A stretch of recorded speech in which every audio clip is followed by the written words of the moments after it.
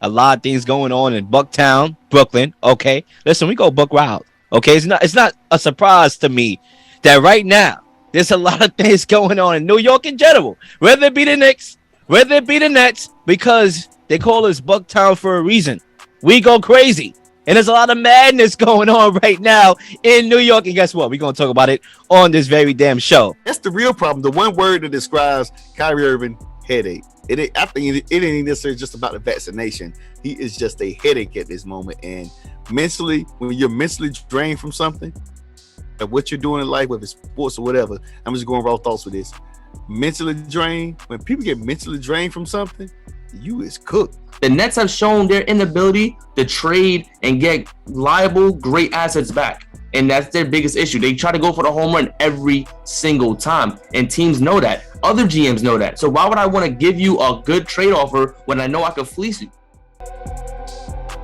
Back on my first visual IGTG, I warned the Brooklyn Nets from indulging in signing both highly regarded free agents known as Kevin Durant and Kyrie Irving.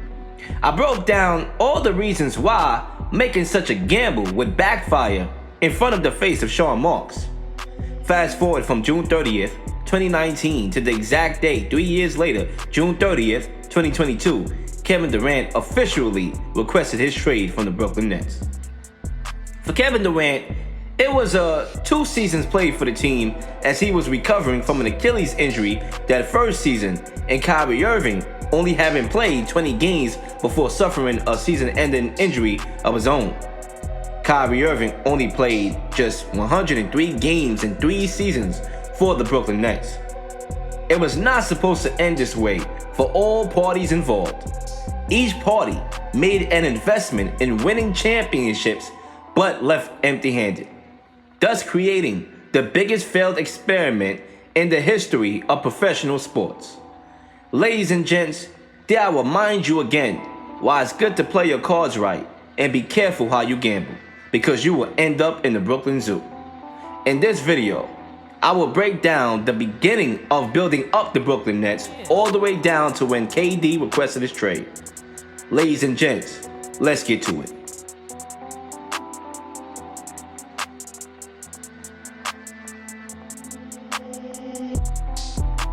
The Knicks have represented New York for hundreds of years, building a very huge fan base, one of the best in sports.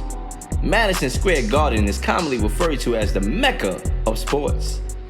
Just across the bridge in Brooklyn, the Atlantic Yards, for many years was a giant hole, a huge giant hole of railroad tracks in construction. That changed on September 21, 2012, when the Barclays Center was built on that space, wrapping up an 8-year build-up to move the Nets from East Rutherford to Newark to Brooklyn. Just a year prior, on September 26, 2011, Jay-Z, the Nets minority owner at the time, announced that the team's new name after the move to Brooklyn would be the Brooklyn Nets. The move to Brooklyn was for lots of reasons, primarily financial and being able to attract marquee free agents. The Nets officially kicked things off in Brooklyn during the 2012-2013 NBA season, trading up for the number 41 pick, in which they drafted Tyshawn Taylor, point guard out of Kansas. That same summer, immediately, the Nets began to attract high-profile names, such as Dwight Howard, who made it known he wanted to come to Brooklyn by demanding a trade to Bucktown. At that time, 8-time NBA All-Star Dwight Howard was still in Orlando Magic, still in the prime of his career. The Nets wanted to build a big three around Darren Williams, Joe Johnson, and Dwight Howard. Darren Williams was one of the league's top point guards at the time, and Joe Johnson was a 6-time NBA All-Star. It was at that moment that the Nets became somewhat of a destination, and their geographical location up in Jersey wouldn't be an issue anymore. Even when the Nets were at their peak, when Jason Kidd led the franchise to back-to-back finals in 2002 and 2003, the Nets were never the focus of attention when it came to superstar athletes or television revenue. Howard will be the first to change that narrative. According to a person that was involved in the negotiations for the deal, it would involve 10 players, several of whom would need to be signed and traded for salary cap purposes. And it would include the participation of the Cleveland Cavaliers and the Los Angeles Clippers. The Magic would receive 4 first-round picks, 3 from the Nets, who would sign and trade Brook Lopez to Orlando. The Crosstown Knicks already had their stars in the building in Carmelo Anthony, Amari Stoudemire, and head coach Phil Jackson. The Nets wanted to mirror that and be the new kings of the city, but things failed rather quickly when the deal for Howard never materialized, with both sides failing to see eye to eye. The Nets ended up re-signing Brook Lopez to a 4-year deal worth $61 million.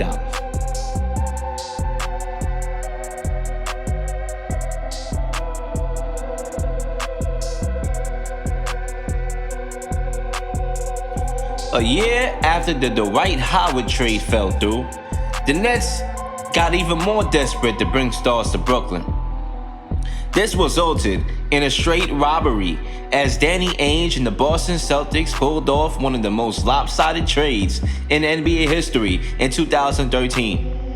On June 28, 2013, the Celtics sent agent franchise cornerstones Paul Pierce and Kevin Garnett to the Brooklyn Nets along with Jason Terry and DJ White in exchange for Chris Humphries, Marshawn Brooks, Chris Joseph, Keith Bogans, first round picks 2014, 2016, 2018, the right to swap 2017 first rounders and 2018 first rounders. The 2016 and 2017 first rounders turned into All-NBA All-Stars Jaylen Brown and Jason Tatum, who were high schoolers when this deal took place. Since making the trade, the Celtics have been to 4 appearances in the Eastern Conference Finals, including a finals appearance this past season. The Nets basically funded the Celtics' finals appearance this past season. The Nets had a disappointing season with their new cornerstones as Pierce and Kevin Garnett had career lows. The Nets lost in the second round of the playoffs to the Miami Heat in 5 games. Paul Pierce departed to the Wizards the following season, and KG went back to the Timberwolves. Brooklyn's gamble had failed tremendously, making this among the worst trades in NBA history, especially when you look back at the after effects and the aftermath. It was clear that the Nets got. The Nets immediately entered the basement of the NBA with no draft picks to get better. Indeed, a great reset for Brooklyn was here, and it did seem that a decade-long journey to reach back to the land of relevance was inevitable. On February 18, 2016, the Nets announced that they were hiring Sean Marks to replace Billy King as GM. I look forward to the challenge of creating a unified culture and building a winning team, Sean Marks said. Those close to the situation said Sean Marks took the job because of the advantages geographically for Brooklyn, being in New York and having a $52 million practice facility that would be attractive for free agents in the future. Shortly after finding their new GM, the Nets found their head coach in Kenny Atkinson. Sean Marks and Kenny Atkinson began their quest for organizational directional shifts.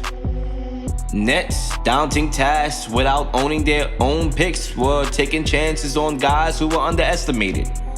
The Nets only drafted 1 player in the 2016 draft named Marcus Page, whom they drafted late in the second round and eventually traded for Isaiah Whitehead. The Nets were active in the free agent landscape though, signing Jeremy Lin, Alan Krabby, and Tyler Johnson. The same summer, the Nets traded Thaddeus Young to the Pacers for Karis LeVert, who became a good scoring guard off the wing for them. The Nets also signed guard Spencer Dinwiddie from the G League and ended up signing a contract with the team 2 years later. The Nets signed Joe Harris after getting waived by the Orlando Magic that same summer. At the 2017 trade deadline, the Nets participated in a 3-team deal that dealt Bojan Bogdanovic and Chris McLaughlin to the Wizards for a lottery projected first and Nicholas Thornton. During the NBA draft of 2017, the Nets used that first rounder to draft Jarrett Allen with the number 22 pick. Allen that first season showed the ability to be a rim runner and an elite shot blocker. The same night, the Brook Lopez era was over in Brooklyn.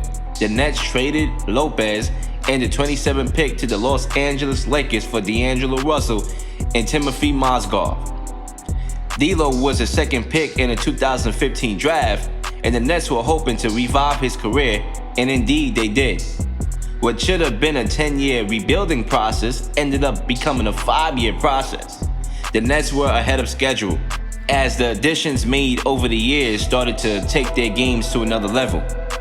The Nets were indeed building something special in Bucktown, as the core of D'Lo, Spencer Dinwiddie, Karis LeVert, Joe Harris, and Jarrett Allen was propelling Brooklyn out of the pits of the NBA hell. The Nets went from a record of 28-54 in 2017 to shockingly making the playoffs with a 42-40 record in 2018. This was the first time in 4 years that the Nets made the playoffs, making or marking a turning point in the Sean Marks Kenny Atkinson era. With their gritty, unselfish style of play, the Nets got the attention of everyone, including NBA All-Stars Kevin Durant and Kyrie Irving.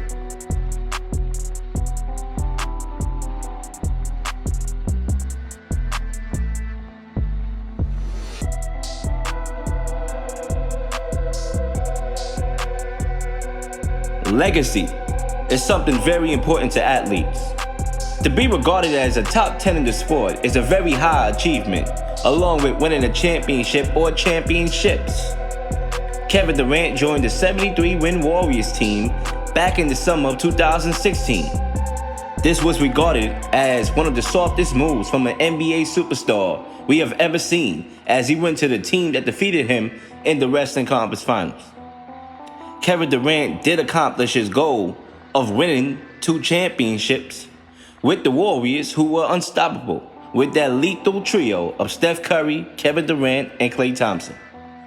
Thus, before the summer, when KD was set to hit free agency again, the Warriors had their most obstacle season yet. Durant seemed to be distancing himself from his teammates, eventually leading into a high verbal confrontation with teammate Draymond Green.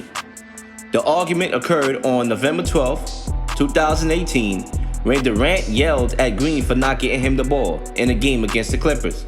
Green responded, reportedly telling him to leave the team because the Warriors were a championship-winning squad without him. In my personal opinion, I think Draymond Green took a punch into KD's manhood with those statements. The reality is Kevin Durant's legacy was tarnished among the media in general, and he wanted an opportunity to salvage his legacy by doing his own thing. Another individual who wanted to salvage his legacy was Kevin Durant's best friend and NBA All-Star Kyrie Irving. A couple years prior, Kyrie Irving requested a trade from Cleveland Cavaliers after making the finals. The reasoning, later explained by Kyrie Irving, was to start his own team and not continue to be under the shadow of LeBron James. Kyrie Irving got his trade demand granted and was traded to the Boston Celtics with the keys to being the leader of the team. Kyrie Irving failed in that department, as he never meshed with Boston's young core. He ended up ditching the Celtics after verbally committing to the franchise in front of the fans. Both Kevin Durant and Kyrie Irving long had in mind the possibility of teaming up together, as KD eventually admitted that it was a plan in motion during the All-Star game. KD said, and I quote, "That All-Star game video where they caught us in the hallway, that's when it was solidified that we were going somewhere." Some sources said that the plan was even talked about before the season even started. However, many people did thought that Kevin Durant was going to re-sign with the Warriors after tearing his Achilles in the NBA Finals against the Raptors. But that wasn't the case, as Kyrie and Durant indeed decided to team up, fleeing to Brooklyn to build a legacy of their own, bypassing the prestigious Knicks in the process. Brooklyn indeed took a gamble, knowing that they will be paying Kevin Durant to sit on the sidelines and rehab for an entire season. The Nets were not interested in signing Kyrie Irving, but was urged to do so by Kevin Durant. Kevin Durant even got DeAndre Jordan signed to a $40 million contract, although he was completely washed up. This signified Durant having complete management intel and control. This resulted in the Nets trading away their young guard in D'Angelo Russell to the Warriors. The Nets finally had their dynamic duo set up for long-term success. The first year was indeed a struggle as KD was rehabbing his injury, and also Kyrie Irving's season was limited to just 20 games after having shoulder surgery. Kyrie Irving had back-to-back 50-point games as a Net prior to the injury. The Brooklyn Nets without Kyrie Irving and KD were still able to make the playoffs in the bubble and played hard despite not having key rotational pieces. This showed that the Nets had depth for next season with guys like Caris LeVert, TLC, Tyler Johnson, Garrett Temple, Jarrett Allen, Spencer Dinwiddie, etc. As we fast forward a bit, one of the next shocking events that took place in Brooklyn was the unexpected firing of head coach Kenny Atkinson, a guy who was the heart and soul of the organizational revamp that attracted Kevin Durant and Kyrie Irving in the first place. To this very day, we don't know why Kenny Atkinson was fired, but there were lots of speculation on what really happened. Some sources believe that Kevin Durant and Kyrie Irving had their fingerprints all over the firing, mainly because Atkinson wasn't playing DeAndre Jordan over Jarrett Allen, who was the more productive player. Multiple sources said that Kenny Atkinson was just as eager to get away from coaching Kevin Durant and Kyrie Irving. Could it be that Kenny Atkinson foresaw the destruction of Bucktown ahead? One thing that we know for sure is that this was a big domino to fall in the Nets' culture change. Brooklyn turned from Rome to Babylon overnight. Steve Nash was given the job, handpicked by Kevin Durant with no coaching experience, despite Kyrie Irving's politicking for more representation of minority coaches in the league. Kevin Durant and Steve Nash were linked back to Golden State. From here on out, the Nets were ready to do it now. But what they failed to realize was that they were taking part in their own demise.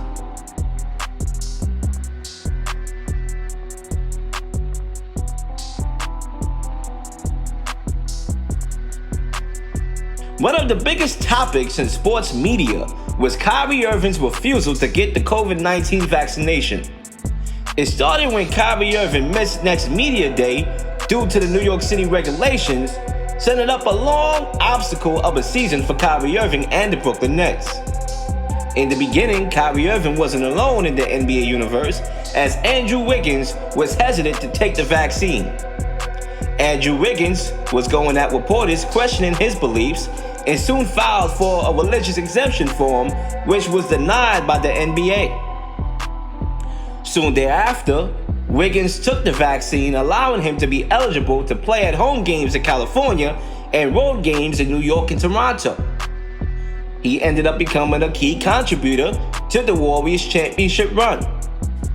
Kyrie Irving, however, stood firm on his decision and was heavily scrutinized all throughout the media. Despite all the criticisms that Kyrie Irving garnered, he did receive support from protesters at the Barclays Center on numerous occasions, protesting the vaccination mandates. Kyrie did say one of the reasons for his refusal to get vaccinated was to protest for people losing their jobs for not taking the jab. And indeed, more than 1,400 New York City workers were fired over refusing to get fully vaccinated for COVID-19 or submitting proof of their shots. We had to know that the NBA wasn't going to be fully accepted from having a situation like Kyrie's, because this was going on in other professions in other sports. Quarterback Aaron Rodgers of the Green Bay Packers got massive backlash for saying he was immunized from COVID-19, which later the league found out he wasn't fully vaccinated or vaccinated at all. Aaron Rodgers claimed that his vaccination status was the only reason people wanted the Packers to lose in the playoffs. Tennis star Novak Djokovic was denied entry into Australia for the Australian Open because he failed to meet the requirements for an exemption to COVID-19 rules. Djokovic had his visa revoked for a second time by the Australian authorities.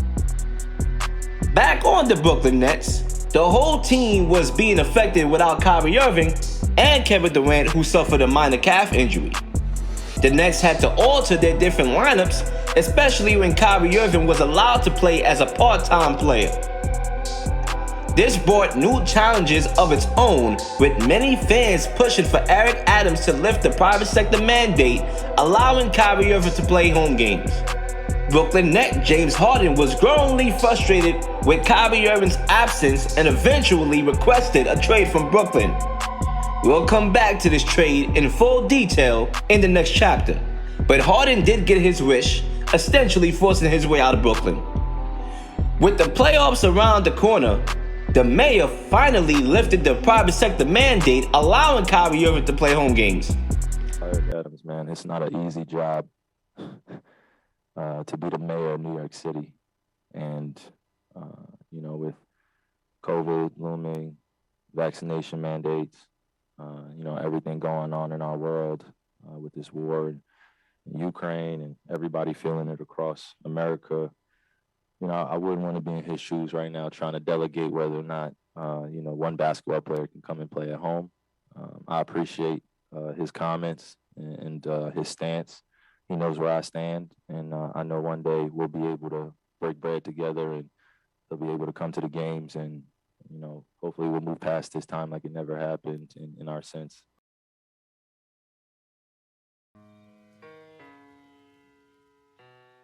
One of the Nets' bad habits continued through this process was going for the home run by mortgaging their future. One of the biggest mistakes the Nets made in this Kyrie Irving KD era was trading for James Harden.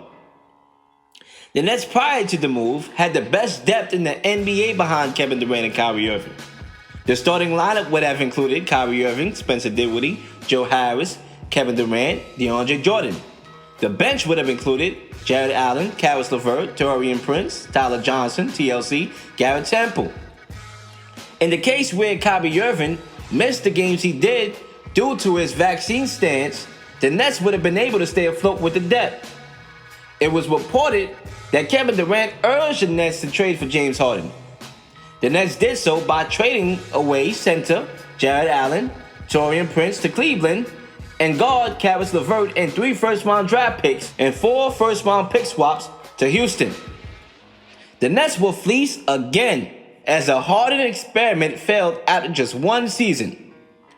Harden requested a trade to the 76ers, who were trying to get rid of Ben Simmons. Ben Simmons was indulging in a holdout, trying to get his way out of Philly. This made a Harden-Ben Simmons swap inevitable. The Nets had a decision to make: ignoring James Harden's demands in hope to get Kevin Durant and Kyrie Irving back so they could be a trio again, the trio that went 13-3 together. The Nets would risk losing James Harden in free agency for nothing after the amount of capital and players they gave up for him. The Nets felt it was in their best interest to trade James Harden with Durant's blessing to the 76ers, along with Paul Millsap in return for Ben Simmons, Seth Curry, Andre Drummond, 2022 first-round pick, unprotected, 2027 first-round pick, protected. At this time, I thought the Nets finally won a trade because Ben Simmons would be playing alongside Kyrie Irving and Kevin Durant, 2 lethal shooters and scorers, and the Nets could have used Ben Simmons' facilitation and defense. Ben Simmons agreed with me, saying, "I think it's going to be scary. Having those guys run alongside me is multiple weapons on the floor, and I think at the pace we will want to play, it's going to be unreal." First, Ben Simmons needed to get back on the floor for his prophecy to come true, and with a bad back, we didn't get to see it. There were reports that we would see Ben Simmons for the first time that season in the middle of a playoff series, Game 4 to be exact. Unfortunately, the Nets got swept out of the playoffs by the Celtics, in which Tatum locked up Kevin Durant that whole entire series. But as we fast forward all the way to present times, it looks like Ben Simmons' prophecy won't be coming true, as Kevin Durant requested a trade after the Nets failed to offer Kyrie Irving a long-term contract. Unsurprisingly, currently, both Kyrie Irving and Kevin Durant have no trade market. Kyrie Irving has made it known he wants to be traded to the Lakers to reunite with LeBron James. Kyrie Irving had made a couple appearances at the Summer League games in LA. The Lakers seem to be the only interested suitor for Kyrie Irving, and it seems like a deal is imminent and will get done eventually. Kevin Durant had listed the Miami Heat and the Phoenix Suns as his preferred destinations to get traded to. My personal opinion is that we will probably see Kevin Durant and Kyrie Irving play together one more time in Brooklyn. My theory on why Kevin Durant's trade market is so low is because the Nets been getting fleeced for so many years that teams feel that they can fleece them again. When you sit back and you think about the Nets, Kyrie Irving, and Kevin Durant era, talent was never the question. Wins weren't the question either. They were winning games. But availability was their biggest problem in the 3 years together. And it will be a very unfortunate way for this story to end if indeed this is the end. Will they run it back one last dance? Or is the party over? I guess we'll find out soon.